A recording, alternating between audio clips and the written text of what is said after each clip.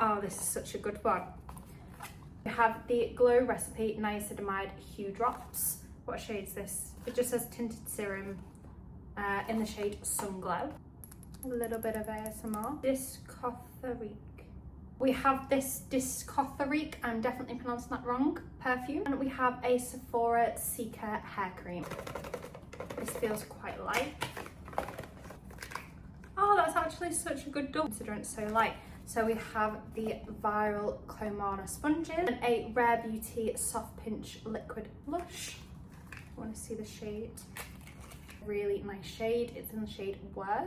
Okay, on to the last few days now, door number 20.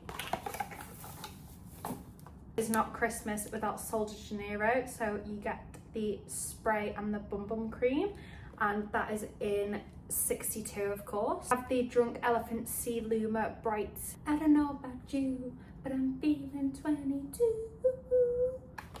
Another 2 products.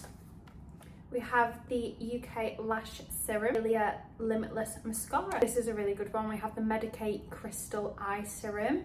My eye bags are in serious need of help, so I will definitely be using this. On Christmas Eve, Sephora gave to me, this is heavy, L'Occitane Skin Oil. And finally, on Christmas Day, a Tarte eyeshadow palette and a Sephora lip stain. Not gonna lie, I feel like for Christmas Day it could have been one of the other ones that are a little bit more exciting, but these are super cute and Christmassy.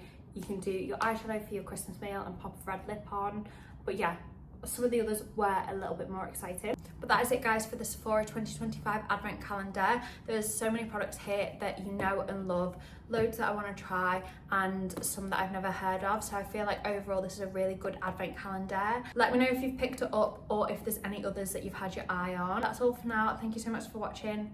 Bye!